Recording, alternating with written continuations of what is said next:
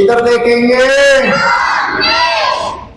हम आपको जीव विज्ञान पढ़ा रहे थे और जीव विज्ञान में भी हमने आपको बताया मानव शरीर की संरचना।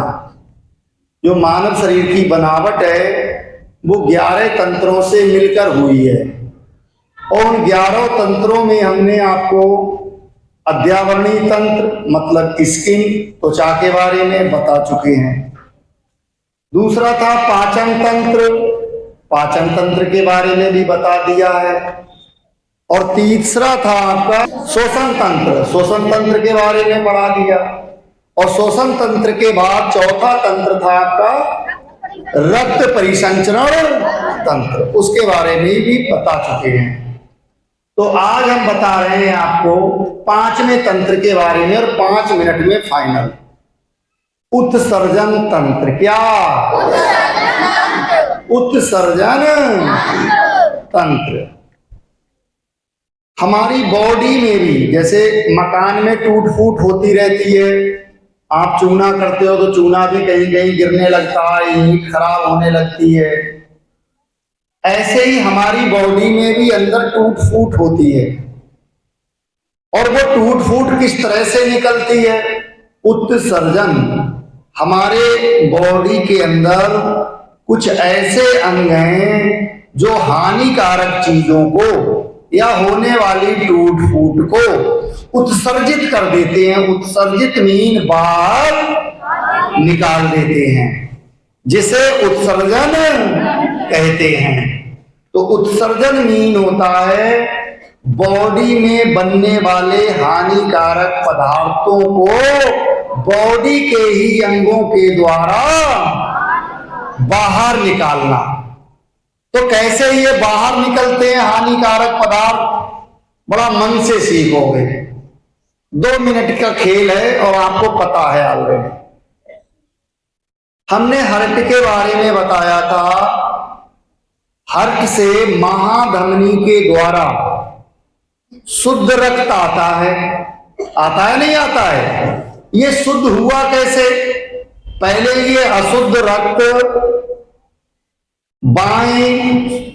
दाएं निलय से फुफ्फुस में गया, फेफड़ों में, और फेफड़ों में जाकर उसने कार्बन डाइऑक्साइड को मुक्त कर दिया जो फेफड़ों के द्वारा बाहर निकल गई। ठीक है?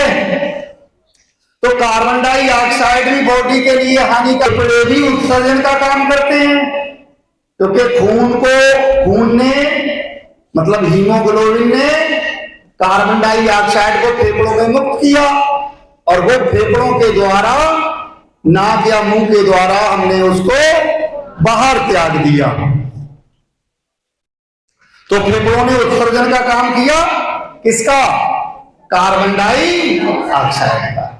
तो कार्बन डाइऑक्साइड एक हानिकारक गैस है बॉडी के लिए, जिसको बाहर निकालने में मेन भूमिका होती है फेफड़ों की। फेफड़े भी उत्सर्जन का काम करते हैं। अब उसी ब्लड में कुछ हानिकारक चीजें और हैं। उसमें ऑक्सीजन जरूर मिल गई, आप कह रहे हैं शुद्ध खून, उसमें हानिकारक है तो वो अशुद्ध आया है कोशिकाओं से, और भी हानिकारक चीजें बनी हैं। अब वो ब्लड आपने सीखा ही था, बाएं निलय के द्वारा महाधमनी के द्वारा पूरे शरीर में पहुंचता है और पूरे शरीर के साथ साथ ब्लड महाधमनी की 2 शाखाएं, महाधमनी से तो सैकड़ों शाखाएं निकलती हैं, सैकड़ों धमनियां, लेकिन मैं यहां 2 धमनी की बात कर रहा हूं। 2 धमनी 2 किडनी में जाती हैं। आपकी यहां की किडनी है 2। किडनी कितनी है? 2। किडनी मीन गुर्दे। गुर्दे कितने हैं? 2। गुर्दे कहो, किडनी कहिए, विरक्त कहिए। क्या? वाह में रेल वाला रा आधा का पूरा का अध्यक्ष। विरक्त, गुर्दे, किडनी कितनी दी है गॉड ने हमें? 2।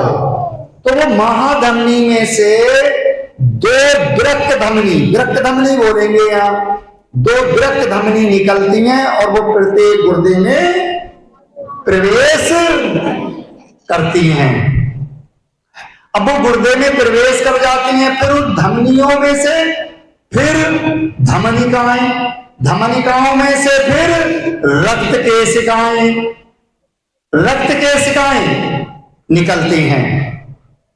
और ये रक्त केशिकाएं एक गुर्दे में लगभग 10 लाख, कितनी 10 लाख का गुच्छा बना लेती हैं। जैसे महिलाएं लेडी पीछे जूड़ा बना लेती हैं, इसी तरह का जूड़ा बन जाता है। इसका रक्त केशिकाओं का किसमें बन जाता है? गुर्दे में। अब गुर्दे के किस पार्ट में बन जाता है? जो गुर्दे की सबसे छोटी इकाई है उसे इंग्लिश में नेफ्रॉन बोलते हैं। क्या? और हिंदी में वृक्काणु बोलते हैं। क्या? वृक्काणु। और वृक्काणु का ऊपरी सिरा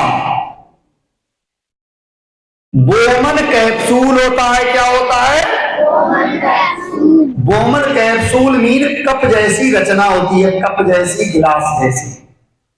और उस बोमन कैप्सूल में लगभग एक गुर्दे में 10 लाख रक्त केशिकाओं का गुच्छा फिट होता है बोमन कैप्सूल में, कप जैसी रचना में।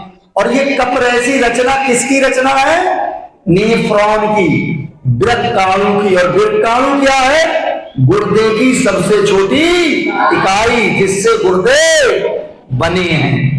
ओके, आपने क्या सीखा? महाधमनी हृदय से निकली है और उस महाधमनी में से दो वृक्क धमनियां दोनों गुर्दों में गई हैं, फिर वो वृक्क धमनियां धमनिकाओं में, फिर धमनिका रक्त केशिकाओं में, फिर लगभग एक गुर्दे में 10 लाख रक्त केशिकाएं बोमन कैप्सूल में। मतलब एक इसका बोमन कैप्सूल में और रक्त केशिकाएं गुच्छे के रूप में, रक्त केशिकाओं का गुच्छा कहिए या केश का गुच्छ कहिए, केश का गुच्छ, केश का गुच्छ बोमन कैप्सूल नामक रचना में सुरक्षित रहता है। ओके, अब बच्चों मेरे, जैसे ही हृदय ब्लड को पंप करता है, पंप का मतलब हृदय अंदर के लिए जाता है तो वो सिकुड़ता है हृदय, वैसे ही उससे ब्लड प्रेशर के साथ जाता है। जब ब्लड प्रेशर के साथ जाता है तो वो दोनों वृक्क धमनिकाओं में भी प्रेशर के साथ जाता है और वृक्क धमनिकाओं का वो ब्लड केश का गुच्छ में जाता है और केश का गुच्छ से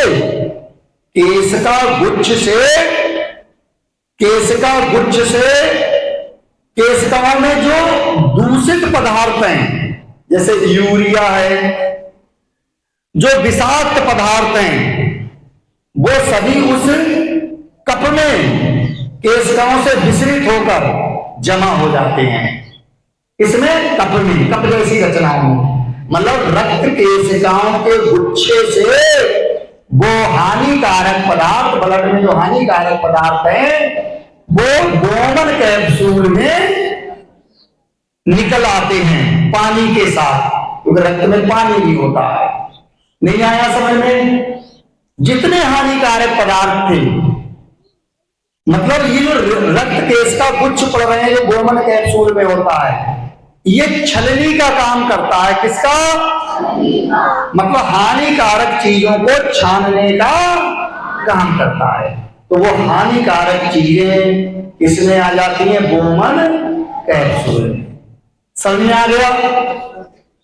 फिर उन हानिकारक चीजों के साथ कुछ उपयोगी चीजें भी चली जाती हैं जो पतली होती हैं, उनका फिर से रक्त केशिकाएं अवशोषित कर लेती हैं। उनको जैसे ग्लूकोज चला गया, उसको फिर से रक्त केशिकाएं अवशोषित कर लेती हैं। और बाकी जो हानिकारक पदार्थ है बॉडी के लिए, और हानिकारक पदार्थ है क्या? टॉयलेट, मूत्र कहते हैं इसको ही मूत्र कहते हैं बच्चों। अब वो मूत्र किसमें चला जाता है?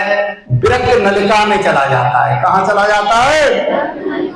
अब गुर्दे दो हैं तो मूत्र नलियां भी दो हैं, और वो दोनों मूत्र नलियां मूत्राशय नाम की थैली से अटैच है। अब वो टोटल मूत्राशय नाम की थैली में इकट्ठा होता रहता है, जिसमें गंदगी भी आई है। वो गंदगी आई कहां से है? रक्त से निकलकर। किससे छन के आई है? रक्त केश का गुच्छ से छनकर। समझ में आ रहा है? तो बच्चों मेरे, रक्त से इस तरह से गंदगी बाहर निकलती है, और जिसको हम टॉयलेट के रूप में त्याग देते हैं। नहीं आया समझ में? तो कहना चाहिए हानिकारक पदार्थों को बाहर निकालने में सबसे बड़ी जो भूमिका होती है वो गुर्दों की होती है। गुर्दों को जैसे इंजन में फिल्टर होता है, ऐसे ही गुर्दों को शरीर का फिल्टर कहते हैं। क्या है वो शरीर का? तो उन्होंने केवल हानिकारक चीजों को बाहर निकाला, और टॉयलेट भी गुर्दों के द्वारा ही बनती है। कैसे बनती है आपकी समझ में आ गई? नहीं आई समझ में? बाकी अंग भी कुछ हैं, जैसे फेफड़े बताए उत्सर्जी अंग का भी कार्य करते हैं। आपकी त्वचा भी उत्सर्जी अंग का काम करती है। त्वचा में श्वेत ग्रंथियां होती हैं जो पसीने के रूप में गंदगी बाहर निकलती है ना? बाकी अंग भी हैं, लेकिन मेन अंग गुर्दे ही होते हैं, और जिसके गुर्दे फेल हो गए तो उसकी पूरी बॉडी फेल होगी। आज बस इतना ही, चलिए।